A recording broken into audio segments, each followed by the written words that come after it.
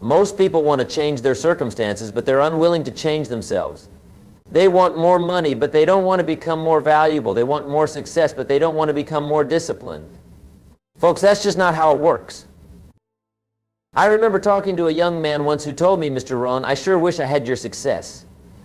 And I told him, well, you can, but you've got to do what I did. He asked what that was, and I said, everything. Everything I did to get here. The room got quiet after that. See, everybody wants the harvest, but few are willing to plant the seeds. Now, let's talk about this idea of forcing yourself to work hard. Force is an interesting word, isn't it? It implies resistance. It implies pushing against something that's pushing back. And that's exactly what growth feels like. If it were easy, everyone would do it. But it's not easy, it's necessary. I want to share with you today some fundamental principles about work ethic that have transformed not only my life, but the lives of countless individuals I've had the privilege to mentor. These aren't complex strategies or secret formulas. They're simple truths that, when applied consistently, produce extraordinary results. The philosophy of work. First, we need to understand what work really is. Work isn't just what you do to get a paycheck. Work is how you contribute value to the world. It's how you take the raw materials of your time, your talents, and your energy and convert them into something worthwhile. The quality of your work determines the quality of your life. I've always said that you don't get paid for the hour, you get paid for the value you bring to the hour. Some people work an hour and get paid a fortune. Others work an hour and get paid pennies. The difference isn't time, it's value. You know what amazes me? The same people who complain about their paycheck often give less than their best at work. They arrive late, leave early, and do just enough not to get fired, and then they wonder why opportunity doesn't knock on their door. Folks, opportunity doesn't knock, it hangs out with achievement. I learned early in my life from my mentor, Mr. Schoaf, that success is something you attract, not something you chase. And you attract success by becoming a person of value. The marketplace pays value, and it pays generously for exceptional value. Now, here's a critical distinction. There's a difference between making a living and designing a life. Making a living is trading time for money. Designing a life is investing in yourself so that your value increases over time. One leads to a paycheck, the other leads to a fortune. The discipline of hard work. Let me tell you about discipline. Discipline is the bridge between goals and accomplishment. You can have all the goals in the world, all the dreams, all the aspirations, but without discipline, they're just fantasies. Discipline means doing what needs to be done even when you don't feel like doing it. Most people wait until they feel like working hard before they do. But here's the secret. Action precedes motivation, not the other way around. You don't wait until you feel like it. You start, and then the feeling comes. I remember when I first started my career, I wasn't naturally disciplined. I had to develop it. I had to force myself to get up early to make those extra calls, to study when others were relaxing. It wasn't easy, but it was necessary. And over time, what began as force became habit. And what was habit became character. You see, we must all suffer from one of two pains, the pain of discipline or the pain of regret. The difference is that discipline weighs ounces while regret weighs tons. Which would you prefer? The beauty of discipline is that it compounds. Small, consistent actions repeated day after day create massive results over time. It's like the story of the bamboo tree. You plant it and water it for 5 years and nothing happens, at least nothing you can see. But in the 5th year, it grows 90 feet in 6 weeks. Was it the 6 weeks of growth or the 5 years of foundation building? The answer is obvious. The value of difficulty. Let's talk about difficulty for a moment. Most people try to avoid difficult things. They choose the path of least resistance. But here's what's fascinating. The things that are most difficult to do are often the things that are most valuable to have done. Difficulty is not a sign to retreat. It's an opportunity to grow. When you push through difficulty, you develop strength. When you solve complex problems, you develop intelligence. When you navigate challenging relationships, you develop emotional wisdom. I've never met a successful person who hasn't had to overcome significant obstacles. In fact, I've found that success is directly proportional to the number and size of the problems you're willing to deal with. When I was starting out, I faced rejection after rejection. I had doors slammed in my face. I had people tell me I wouldn't amount to much, but I decided that my future was worth more than my feelings. I decided that temporary discomfort was a small price to pay for long-term success. You know what's interesting? The marketplace doesn't reward comfort. It rewards value.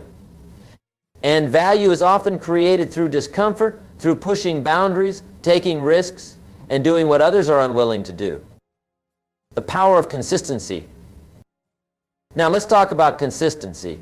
Consistency is the ultimate power in creating success. It's not what you do once in a while, it's what you do day after day that shapes your future. I often tell the story of two farmers. Both pray for rain, but only one prepares his fields. Which one are you going to bet on? Preparation without action is pointless, and action without consistency leads nowhere. The challenge with consistency is that the results aren't immediate. You don't go to the gym once and get fit. You don't read one book and become educated. You don't make one sales call and build a fortune. Success is the progressive realization of a worthy ideal. Progressive means it happens over time, step by step, day by day. Many people underestimate the impact of small, consistent actions. They think, what difference does it make if I read 10 pages today?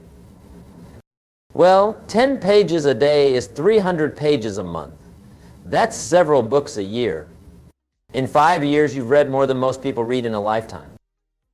What if you saved just $100 a month? In 20 years, with modest interest, you'd have accumulated tens of thousands of dollars. Small amounts invested consistently over time create fortunes. The necessity of personal growth. One of the most important principles I've learned is that success follows personal growth. Your income rarely exceeds your personal development. If you want more, you must become more. This is why I'm such an advocate for reading, for attending seminars, for seeking out mentors. These aren't expenses, they're investments in your most valuable asset, yourself. I've been teaching this philosophy for decades now, and I've seen extraordinary transformations in people who embrace it. People who were once struggling financially now run successful businesses. People who were once shy and insecure now command rooms with their presence. People who were once unhealthy and overweight now radiate vitality. What changed? They changed. They invested in themselves. They forced themselves to work hard on their greatest project, their own potential. You see, the greatest gift you can give to the world is your own development. As you grow, your capacity to contribute grows. As your capacity to contribute grows, your rewards grow. It's a beautiful cycle of value creation and value receiving. The challenge of starting where you are. Many people never start because they're waiting for perfect conditions. They say, when I have more time, or when I have more money, or when the kids are older. But there will never be a perfect time. You must start where you are with what you have. I started with nothing, no money, no connections, no advantages. What I did have was a burning desire to improve and a willingness to work. That was enough. Everything else came as a result of those two things. You don't need more resources, you need more resourcefulness. You don't need more time, you need more focus. You don't need more opportunity, you need more preparation. The question isn't, can I? The question is, will I? Will you force yourself to work hard even when no one is watching? Will you invest in yourself even when it's inconvenient? Will you persist even when results are slow in coming? Your answer to these questions will determine your future more than any external circumstance ever could. The reality of competition. In today's world, competition is fierce. The marketplace doesn't reward average. Average is available in abundance. The marketplace rewards excellence, uniqueness, exceptional value. To succeed, you must stand out. And standing out requires work, hard work. It requires developing skills that others don't have, providing service that others don't provide, solving problems that others can't solve. I often hear people complain about competition as if it's unfair, but competition isn't the problem, it's the reality. You can either rise to meet it or be crushed by it. The choice is yours. What's fascinating is that the very things people complain about, hard work, persistence, continual learning, are the things that would set them apart if they embraced them instead of avoided them. The mindset of prosperity. Let me talk about mindset for a moment. Your mindset, your beliefs, your attitudes, your expectations determines your actions more than anything else. If you believe that success is possible for you, you'll act differently than if you believe it's out of reach. If you believe that hard work pays off, you'll approach it differently than if you see it as punishment. I've found that prosperous people share certain mindset characteristics. First, they take full responsibility for their lives. They don't blame circumstances, other people, or the system for their results. They understand that while they can't control everything that happens to them, they can control their response. Second, they focus on contribution rather than acquisition. They ask, how can I provide more value? Rather than how can I get more stuff? They understand that income follows value, not the other way around. Third, they embrace problems as opportunities. When they encounter obstacles, they don't retreat, they get resourceful. They know that every problem solved is value created. Fourth, they invest in themselves continuously. They understand that their earning ability is directly tied to their learning ability. They never stop growing, never stop improving. Developing this mindset isn't easy. It requires conscious effort. It requires challenging your existing beliefs and replacing them with more empowering ones. But the payoff is enormous. The art of time management. Now, let's talk about time. Time is our most precious resource. We all have the same amount, 24 hours a day, 168 hours a week. The difference in results comes from how we use that time. Poor people spend their time, rich people invest their time. Poor people let time slip away on low-value activities. Rich people guard their time jealously and direct it toward high-value activities. One of the most important skills you can develop is the ability to distinguish between activity and productivity. Activity is doing stuff. Productivity is doing the right stuff. I recommend a simple exercise. For 1 week, track how you spend every hour. Then review and ask yourself, is this the best use of my time? Is this moving me toward my goals or away from them? You might be shocked by what you discover. Most people waste hours each day on activities that produce little or no value: mindless social media, excessive TV watching, unproductive conversations. Imagine taking just 2 of those wasted hours each day and investing them in high-value activities, learning a new skill, building a side business, strengthening important relationships.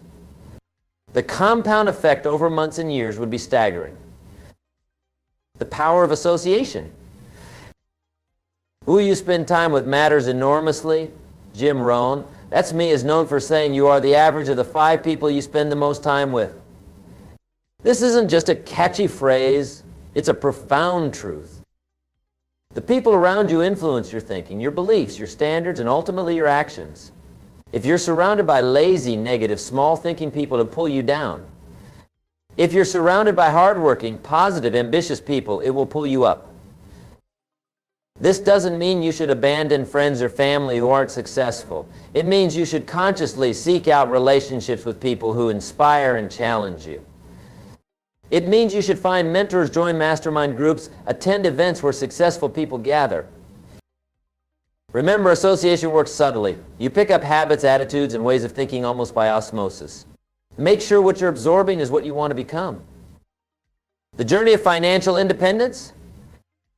Let me share some thoughts about money. Money isn't everything, but it affects everything. Money gives you options, freedom, the ability to help others, and security for your family. Building wealth isn't about greed. It's about creating value and being properly compensated for that value. It's about being a good steward of resources. The path to financial independence starts with understanding some basic principles. First, spend less than you earn. This sounds simple, but most people violate this principle. They let lifestyle inflation eat up every raise and bonus. Discipline yourself to live below your means, not at or above them. Second, invest the difference. Make your money work for you. Learn about investing, about compounding, about assets versus liabilities. Most people work for money their entire lives. Wealthy people put money to work for them. Third, increase your earning ability. While cutting expenses is important, there's a limit to how much you can cut. There's no limit to how much you can earn if you focus on increasing your value to the marketplace. Fourth, protect what you build. Use legal structures, insurance, and diversification to guard against losses. It's not just what you make, it's what you keep. Building wealth takes time. It's not about get-rich-quick schemes or lucky breaks. It's about consistent application of sound principles over decades. Force yourself to be patient. Force yourself to think long-term. The rewards are worth it. The fulfillment of contribution. As we talk about success, let's not forget its ultimate purpose, contribution. The ability to make a difference, to leave the world better than you found it. True wealth isn't measured just in dollars, but in impact. How many lives have you touched? How many problems have you solved? How much better is the world because you were here? I've found that the most fulfilled people are those who use their success as a platform for service. They understand that we make a living by what we get, but we make a life by what we give. This doesn't mean you have to wait until you're successful to contribute. You can start right where you are. Volunteer your time. Share your knowledge. Be generous with encouragement. Small acts of service, perform consistently. Create ripples that spread far beyond what you can see. And here's what's fascinating. Contribution accelerates success. When you focus on adding value to others' lives, your own life improves. When you help others get what they want, you end up getting what you want. It's one of those beautiful paradoxes of life. The habit of persistence. Let me talk about persistence. Persistence is the iron quality of success. It's the ability to keep going when the novelty has worn off, when the excitement has faded, when the initial motivation has waned. Most people quit too soon. They start with enthusiasm but give up at the first sign of difficulty. They don't realize that often the darkest moment comes just before the dawn. They don't understand that failure is not final unless you stop trying. I've studied successful people for decades, and I found that their paths to success were rarely straight lines. They faced setbacks, rejections, and failures, sometimes spectacular failures. What set them apart wasn't an absence of obstacles, but their response to those obstacles. Persistence doesn't mean blindly doing the same thing over and over. It means maintaining your goal while being flexible about your approach. If one method doesn't work, try another. If one door closes, look for another. If one business fails, learn from it and start a new one. The quality of persistence comes from having a big enough why. When your reasons are strong enough, you'll find a way. When your commitment to a better future outweighs your comfort in the present, you'll persevere through any difficulty. The discipline of daily habits. Success is created through daily habits. It's not about grand, heroic gestures, but about consistent, seemingly small actions performed day after day. Your habits shape your life more than you realize. Successful people don't have different abilities, they have different habits. They've learned to force themselves to do what unsuccessful people are unwilling to do. The key is to focus on habits that produce compound returns. The habit of early rising gives you quiet, productive hours while the world sleeps. The habit of reading expands your knowledge and perspective continuously. The habit of exercise builds energy and vitality that fuels everything else. The habit of planning ensures you focus on priorities rather than reacting to whatever comes up. The habit of tracking progress keeps you accountable and motivated. These might not seem exciting or glamorous, but their cumulative effect is extraordinary. Force yourself to establish these habits, and they will eventually force success upon you. The power of decisiveness. Let me share something important about decisions. The quality of your life is determined by the quality of your decisions. And the most important decision you'll ever make is to be a person of action, someone who doesn't just know what to do but actually does it. Many people suffer from analysis paralysis. They gather information endlessly but never pull the trigger. They want perfect certainty before moving forward, but certainty is an illusion. The most successful people aren't those who have perfect information. They're those who make the best decisions they can with the information they have and then act. I've found that making a wrong decision is often better than making no decision at all. Wrong decisions can be corrected. Action leads nowhere.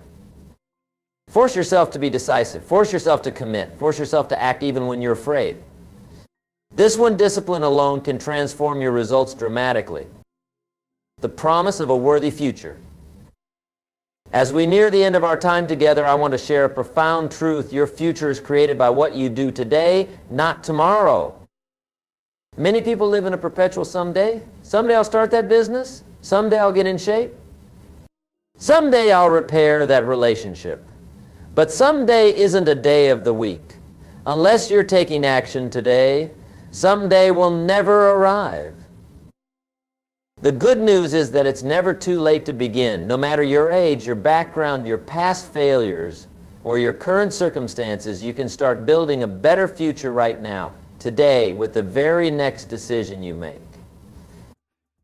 Force yourself to take that first step. Force yourself to continue when it gets difficult. Force yourself to persist until you succeed. The life you create through these efforts will be worth every ounce of discipline it requires. Conclusion, the ultimate choice. In closing, let me leave you with this thought. Life offers no guarantees. Success isn't promised to anyone. What life does offer is opportunity, the opportunity to become more, to contribute more, to achieve more than you ever thought possible. The choice is yours. Will you force yourself to work hard? Will you push past comfort to growth? Will you invest in yourself when others are squandering their resources? Will you persist when others quit? These aren't just theoretical questions. Your answers, demonstrated through your actions, will determine the quality of your life more surely than any external circumstance ever could. I believe in you. I believe in your potential. I believe that within you lies greatness waiting to be expressed. But belief isn't enough. Action is required. Discipline, consistent action over time. Force yourself to work hard, not for work's sake, but for the sake of the person you'll become through that work. Force yourself to grow, to learn, to contribute, to persist. The rewards, not just financial but personal, will exceed your greatest expectations. Thank you for your time and attention. Now go make something wonderful happen. The world is waiting for your contribution.